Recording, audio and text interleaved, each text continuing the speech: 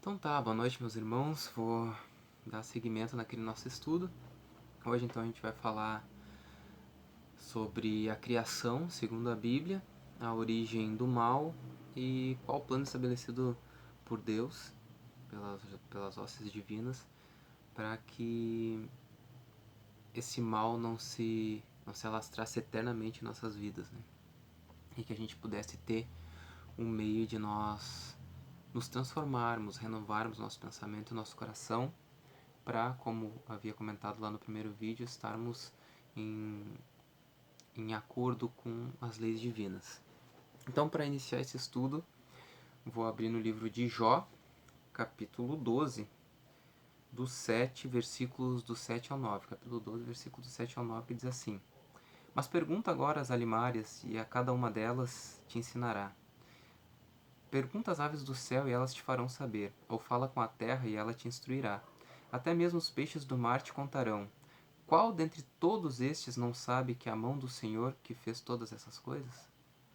Então a Bíblia, está dizendo que Deus criou essas coisas, que nada veio a existir por princípios evolutivos, que viemos de uma célula, de uma bactéria, de uma ameba, de um organismo vivo, e aí foi evoluindo, e foi vendo, e foi se adaptando. Não. A Bíblia fala que Deus nos criou, certo? Para a gente ter uma melhor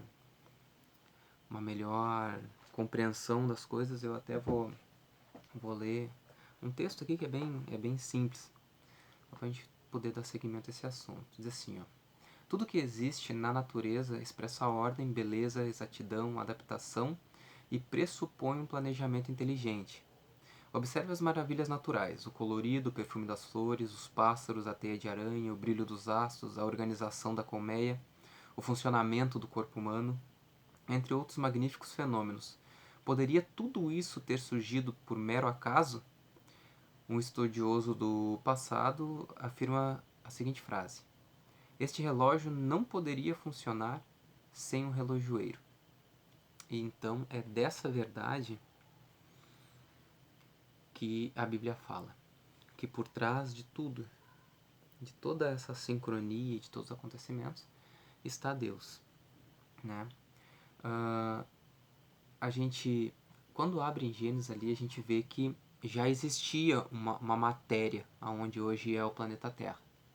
Então, em Gênesis 1 e 2 fala que a Terra era sem forma e vazia, e o Espírito de Deus, esse Espírito é com letra maiúscula, simbolizando que é um nome próprio, é uma das pessoas da Santíssima Trindade, pairava por sobre as águas, pairava por sobre as águas do abismo, porque a Terra ela não tinha luz, ela era envolta em trevas, né? Não tinha nada.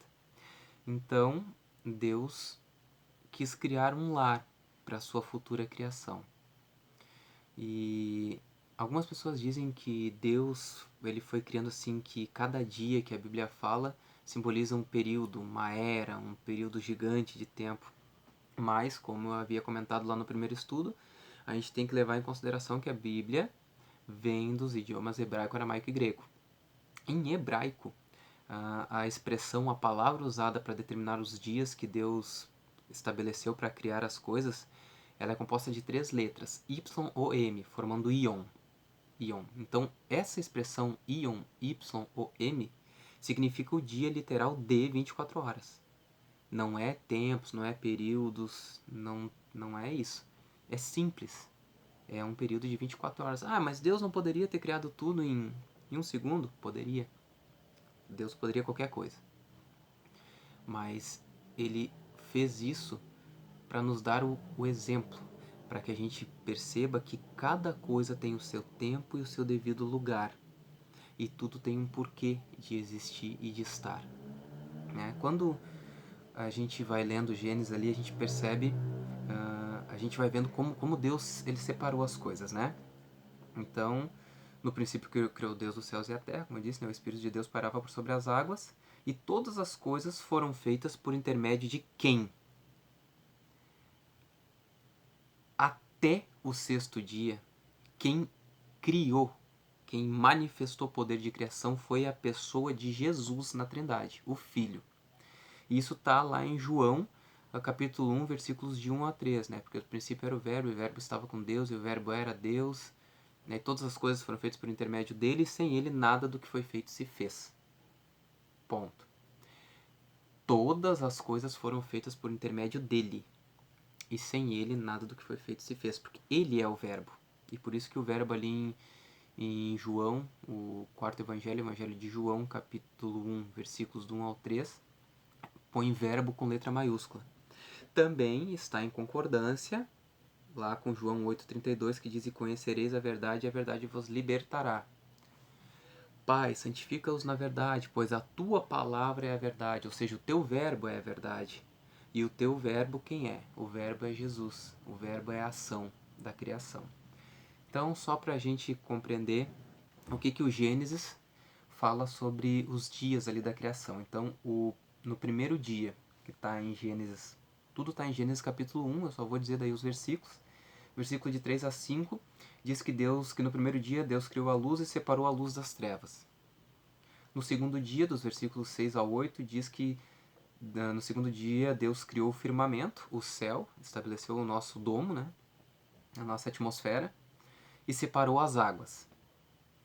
No terceiro dia, do versículo 9 ao 12, juntou as águas em um lugar só e criou a terra e a vegetação em outro lugar, o que nos remonta à ideia da Pangeia, que é um continente único, né, que depois foi se separando e formando os continentes que a gente conhece hoje. No quarto dia, do versículo 13 ao 19, então estabeleceu o sol, a lua e as estrelas. Por que estabeleceu? A matéria do universo já existia. Então Deus, vamos imaginar que ele está organizando o cosmos de maneira que a vida aqui seja plausível existir. Então, se tu olhar o céu à noite, a gente vê vários pontinhos brancos brilhando, que são as estrelas. Mas as estrelas, cada uma tem um tamanho. Tem estrelas que são 1000 vezes maior do que outras estrelas. Mas a gente acaba percebendo elas em profusão e percebendo que parece que elas têm o mesmo tamanho, mas tem umas que estão mais próximas, outras estão bem distantes. E quem organizou de maneira em que não tivessem muitas estrelas próximas, a não ser o Sol, para que a vida aqui fosse viável? E isso é um exemplo do milagre e do poder de Deus. Porque se tivessem mais sóis aqui, imagina o nosso verão, a vida aqui ela não poderia existir. Então, nesse dia, no quarto dia, Deus estabeleceu então o sol, a lua e as estrelas. No quinto dia, criou os animais marinhos e as aves, em toda a variedade de espécies, inclusive muitas espécies que hoje já não existem mais, mas que um dia, com certeza, nós iremos vislumbrar essa parte da criação que hoje já não existe mais para a gente aqui. No sexto dia, criou os animais terrestres e o homem. E aí vamos fazer uma pausa aqui.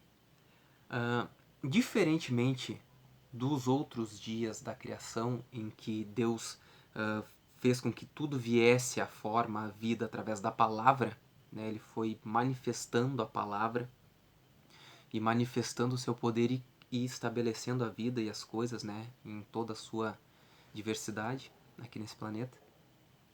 O homem, ele não falou e o homem veio. Para criar o homem houve uma interação, e houve uma interação inclusive da Santíssima Trindade, e não somente do Filho, né, da pessoa do Filho, de Deus o Filho. Então, no sexto dia, quando ele criou os animais terrestres e foi criar o homem, a Bíblia conta que ele pegou do barro, do pó da terra, moldou, né, como se fosse uma estátua, um boneco de barro no chão, e ele mesmo soprou na sua narina o fôlego de vida. Então, o texto fala assim, Gênesis capítulo 24, aliás, capítulo 1, versículos 24 a 26 e depois o 31. Diz que façamos o homem à nossa imagem conforme a nossa semelhança. Então aí já está no plural, nós, nossa, né, a nossa imagem. Então nós fomos criados à imagem e semelhança de Deus, a nossa fisionomia. Nós somos a imagem e semelhança de Deus. Né? E nós temos, a nossa vida, ela tem interação com Deus. E toda a natureza provém de Deus e é alimentada por Ele. Porém, é uma coisa que a gente tem que é importante a gente lembrar que assim, eu já vi muitas pessoas menosprezando a vida humana, dizendo, a gente não é nada nesse vasto universo, porque a gente é menor do que uma partícula no nosso cosmos e tal. Mas não é bem assim. Nós somos a imagem e semelhança de Deus. Não é a árvore, não é o cachorrinho, não é o gatinho, não é o porquinho, não é nada disso. É nós. Nós somos assim. Nós somos consciência em interação com Deus e com o que é divino. Então isso já nos torna muito especiais. E no sétimo dia, descansou, abençoou e o santificou. Para que o sétimo dia, o sábado, o sabat, fosse um memorial da criação. E aí fala, em 6 dias trabalharás e farás toda a tua obra, mas no sétimo dia é o dia do Senhor e nele descansará de toda a tua obra. E descansou de toda a sua obra. Né? E assim também para que nós descansemos, para que a gente tenha, Deus estabeleceu limites para a gente. Porque Deus, em sua infinita sabedoria, Ele sabe que nós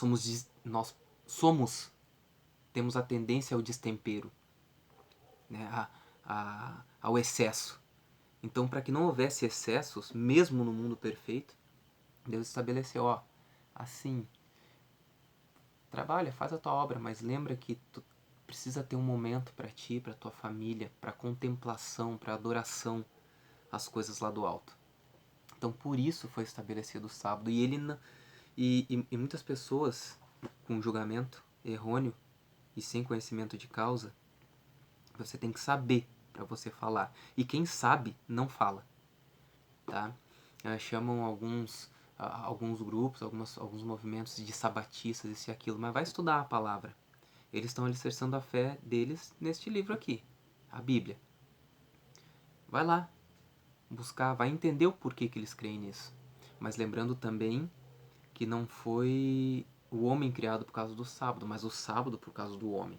Para que a gente, como eu disse antes, através do exemplo de Deus, tivéssemos um momento de contemplação, né, maior, de interação maior com Deus. A mulher, então, foi criada da costela de Adão, e existem várias teorias para isso. Tá? Eu vou novamente afirmar, eu vou usar nesses estudos somente a Bíblia Sagrada para alicerçar essas afirmações. Por que a mulher não foi criada do pó da terra, e sim da costela de Adão? Também para que o homem tivesse parte nisso. Porque tudo aquilo que vem a... Isso é uma orientação de Deus no Antigo Testamento, ali no Gênesis. Tudo que vem após mim,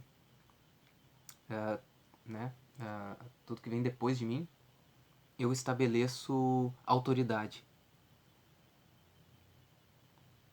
Então, Cristo, e isso a gente vai ver depois lá no Novo Testamento, Cristo fala que o cabeça do lar é o marido, né? Mas que os maridos devem respeitar também as suas esposas. Né? Mas é que ele exerce uma posição de autoridade perante o lar, que o marido é o cabeça da casa, assim como Jesus Cristo é o cabeça da igreja. Né? E da igreja tanto o templo, como a gente conhece, construção de tijolo, quanto essa igreja aqui, que somos nós, cada um templo individual. E após isso, então, Deus entregou o Éden, o jardim, o paraíso, para o homem e para a mulher, e disse para que eles fossem fecundos e tivessem muitos filhos e se multiplicassem e povoassem a terra. Então, segundo a Bíblia, a criação se deu assim, de uma interação de Deus com o homem, com o planeta, né, com a matéria, formando, moldando ela e nos entregando de presente. Dentro disso, dentro desse pensamento, algumas pessoas questionam assim, então se Deus criou todas as coisas, então ele criou o mal. Poxa, será que Deus criou o mal? É um pouco estranha essa afirmação, mas vamos entender o que Deus criou. Deus criou seres perfeitos. Só que para eu ser perfeito, ou Adão, ou Eva, ou os anjos, eu preciso ser livre. E para eu ser livre, eu tenho que ter o direito de escolha. Para eu ter o direito de escolha, eu tenho que ter no mínimo 2 opções. Certo? E aí se trata também das árvores que habitavam lá no paraíso. 2 árvores frondosas que davam 2 frutos distintos. Uma é a árvore da vida, em que podia se comer livremente e que concedia a vida eterna aos primeiros habitantes aqui desse mundo, e a árvore do conhecimento do bem e do mal, né, que é conhecida a árvore do pecado. Uns falam que era maçã, mas não é maçã nada. É um fruto singular. Era aquele fruto, a árvore do conhecimento do bem e do mal. Que não se tratava de uma pegadinha de Deus. Se tratava do livre-arbítrio, te dando a opção, ou você seja obediente ou você não seja obediente, mas você é livre para escolher. Porque Deus não criou robôs, máquinas programadas para fazer somente o que Ele quer. Ele criou seres que Ele ama, Ele criou filhos e nos deu o direito de escolha, livres. E o homem acabou caindo. Eva foi seduzida. Por que o símbolo da serpente foi seduzida pelas serpentes lá, né? Porque na criação, e isso é um outro estudo, bem mais pra frente, fala que a serpente era o animal mais bonito de toda a criação. Ela não é como a gente conhece hoje. Ela tinha asas, ela tinha plumagem, né? Serpente emplumada, encantada, que muitas vezes se canta em músicas cerimoniais, era essa primeira serpente. Então, tu vê o animal mais bonito de toda a criação te chamando, falando a tua língua, é no mínimo curioso. Vou chegar perto para ver. Então Eva come aquele fruto e a orientação de Deus é que diz que no dia, se eles comessem daquele fruto, eles certamente morreriam. E Eva mordeu, gostou do gosto, engoliu e não morreu, porque ela achou que ela ia morrer instantaneamente. Mas não, ela ficou então suscetível e se tornou escrava da morte e do tempo, que antes não os incomodava. Não tinha peso sobre a vida deles. E aí então se estabeleceu o pecado, porque o pecado ele é gostoso, ele é atrativo aos olhos, né? Se não fosse, todo mundo seria santo. Seria muito fácil, mas sem a opção não seríamos livres, seríamos escravos da santidade também. Então Deus, ele é muito bom fazendo isso por nós. Antes do homem e da mulher, já havia se estabelecido